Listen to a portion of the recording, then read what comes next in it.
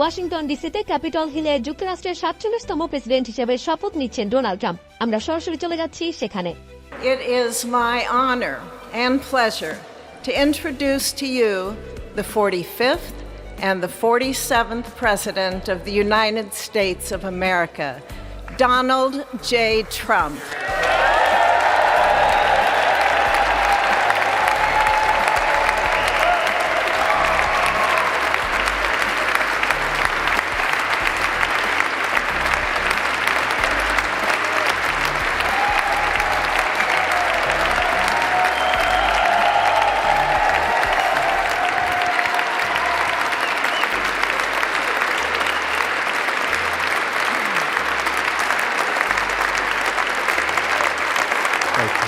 Thank you very much, everybody. Well, thank you very, very much.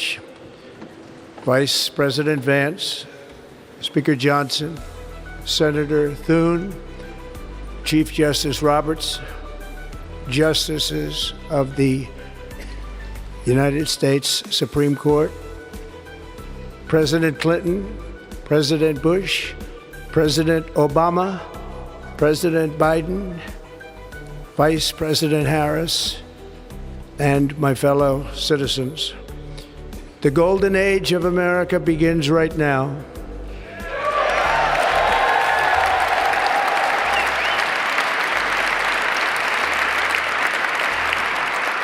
From this day forward, our country will flourish and be respected again all over the world. We will be the envy of every nation, and we will not allow ourselves to be taken advantage of any longer. During every single day of the Trump administration, I will very simply put America first.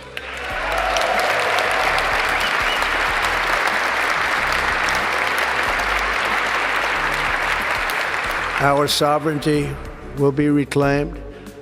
Our safety will be restored. The scales of justice will be rebalanced. The vicious, violent, and unfair weaponization of the Justice Department and our government will end.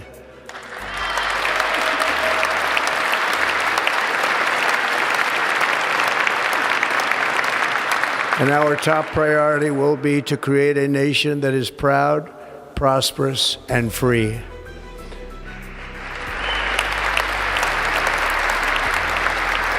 America will soon be greater, stronger, and far more exceptional than ever before. I return to the presidency confident and optimistic that we are at the start of a thrilling new era of national success. A tide of change is sweeping the country, sunlight is pouring over the entire world, and America has the chance to seize this opportunity like never before. But first, we must be honest about the challenges we face. While they are plentiful, they will be annihilated by this great momentum that the world is now witnessing in the United States of America. As we gather today, our government confronts a crisis of trust. For many years, a radical and corrupt establishment has extracted power and wealth from our citizens while the pillars of our society lay broken and seemingly in complete disrepair. We now have a government that cannot manage even a simple crisis at home, while at the same time stumbling into a continuing catalog of catastrophic events abroad. It fails to protect our magnificent, law-abiding American citizens, but provides sanctuary and protection for dangerous criminals, many from prisons and mental institutions that have illegally entered our country from all over the world. We have a government that has given unlimited funding to the defense of foreign borders, but refuses to defend American borders or, more importantly, its own people. Our country can no longer deliver basic services in times of emergency, as recently shown by the wonderful people of North Carolina, been treated so badly.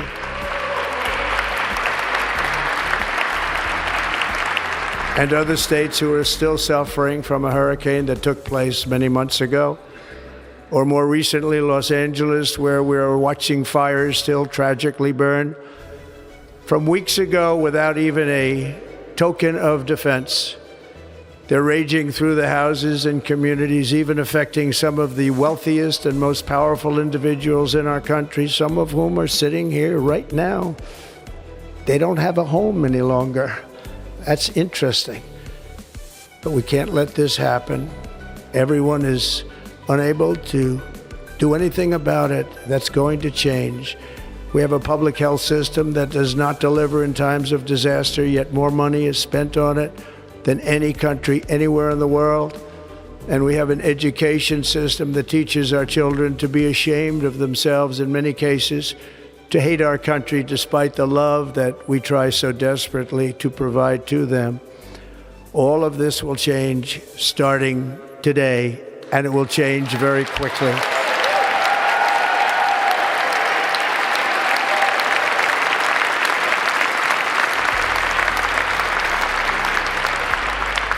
My recent election is a mandate to completely and totally reverse a horrible betrayal and all of these many betrayals that have taken place, and to give the people back their faith, their wealth, their democracy, and indeed their freedom.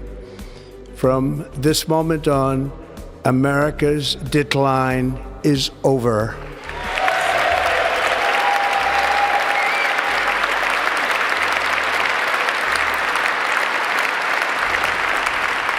Our liberties and our nation's glorious destiny will no longer be denied, and we will immediately restore the integrity, competency, and loyalty of America's government. Over the past 8 years, I have been tested and challenged more than any president in our 250-year history, and I've learned a lot along the way. The journey to reclaim our republic has not been an easy one, that I can tell you. Those who wish to stop our cause have tried to take my freedom and indeed to take my life. Just a few months ago in a beautiful Pennsylvania field, an assassin's bullet ripped through my ear.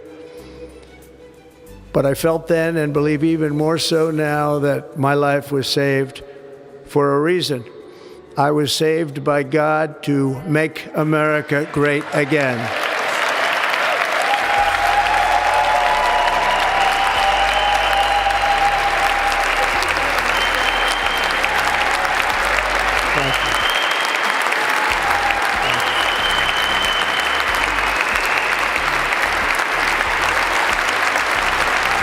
Thank you very much.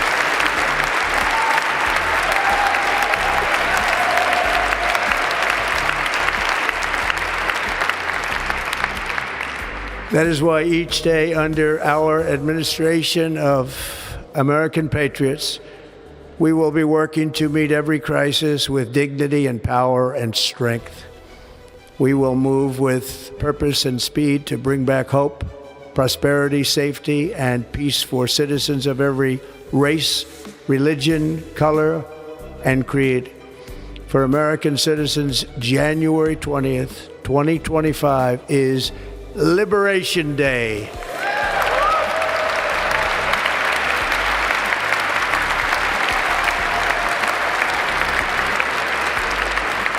It is my hope that our recent presidential election will be remembered as the greatest and most consequential election in the history of our country. As our victory showed, the entire nation is rapidly unifying behind our agenda with dramatic increases in support from virtually every element of our society, young and old, men and women, African Americans, Hispanic Americans, Asian Americans, urban, suburban, rural. And very importantly, we had a powerful win in all 7 swing states. And the popular vote, we won by millions of people. To the Black and Hispanic communities, I want to thank you for the tremendous outpouring of love and trust that you have shown me with your vote. We set records, and I will not forget it. I've heard your voices in the campaign, and I look forward to working with you in the years to come. Today is Martin Luther King Day, and his honor, this will be a great honor, but in his honor we will strive together to make his dream a reality. We will make his dream come true.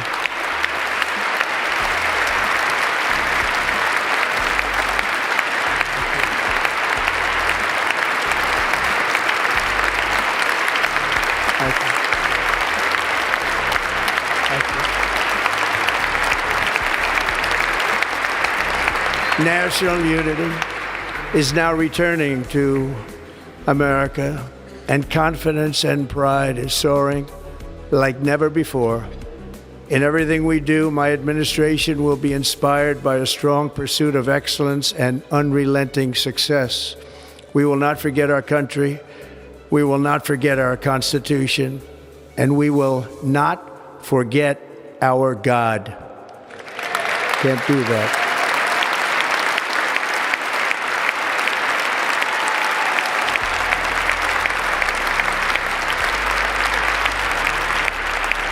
Today, I will sign a series of historic executive orders. With these actions, we will begin the complete restoration of America and the revolution of common sense. It's all about common sense. First, I will declare a national emergency at our southern border.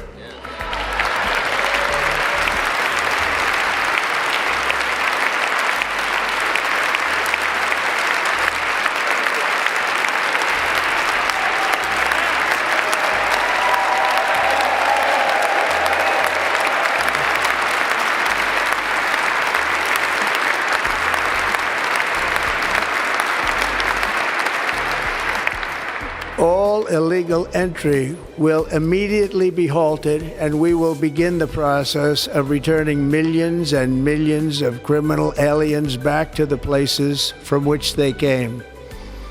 We will reinstate my Remain in Mexico policy.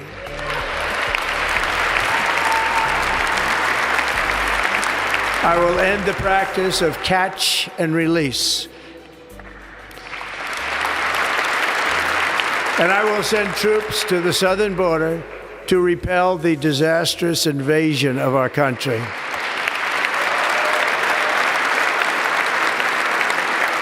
Under the orders I signed today, we will also be designating the cartels as foreign terrorist organizations.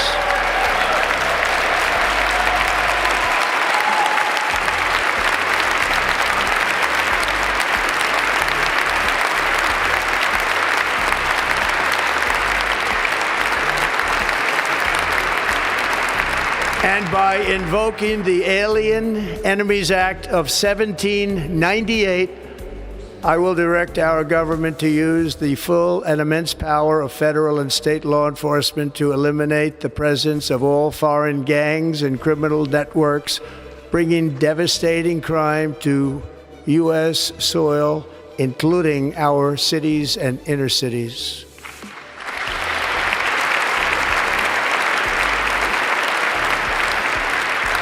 As Commander-in-Chief, I have no higher responsibility than to defend our country from threats and invasions, and that is exactly what I am going to do. We will do it at a level that nobody's ever seen before. Next, I will direct all members of my cabinet to marshal the vast powers at their disposal to defeat what was record inflation and rapidly bring down costs and prices.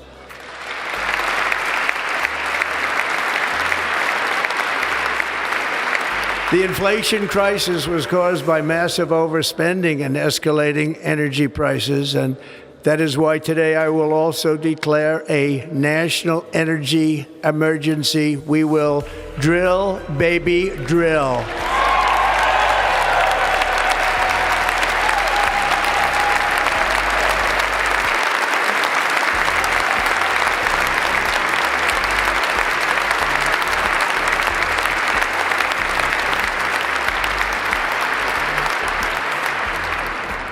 America will be a manufacturing nation once again, And we have something that no other manufacturing nation will ever have, the largest amount of oil and gas of any country on earth, and we are going to use it. Let me use it. We will bring prices down, fill our strategic reserves up again right to the top, and export American energy all over the world. We will be a rich nation again, and it is that liquid gold under our feet that will help to do it. With my actions today, we will end the Green New Deal and we will revoke the electric vehicle mandate, saving our auto industry and keeping my sacred pledge to our great American auto workers.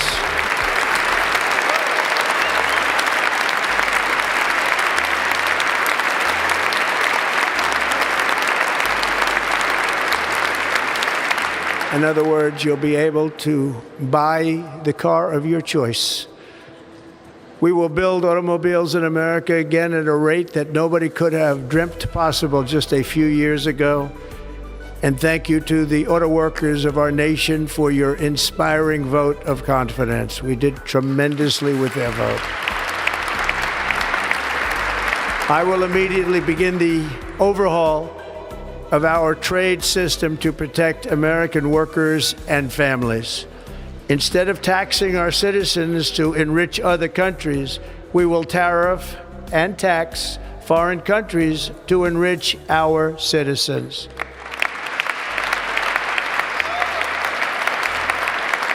For this purpose, we are establishing the External Revenue Service to collect all tariffs, duties, and revenues. It will be massive amounts of money pouring into our treasury, coming from foreign sources. The American dream will soon be back and thriving like never before. To restore competence and effectiveness to our federal government, my administration will establish the brand new Department of Government Efficiency.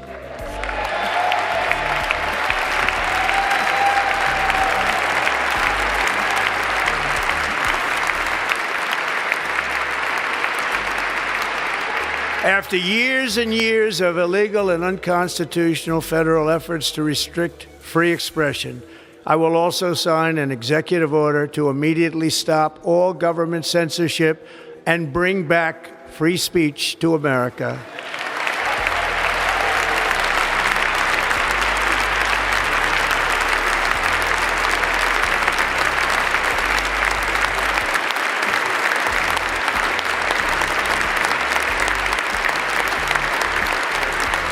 Never again will the immense power of the state be weaponized to persecute political opponents, something I know something about.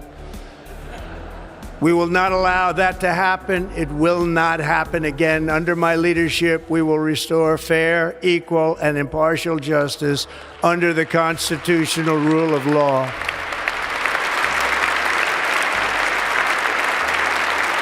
And we are going to bring law and order back to our cities. This week, I will also end the government policy of trying to socially engineer race and gender into every aspect of public and private life.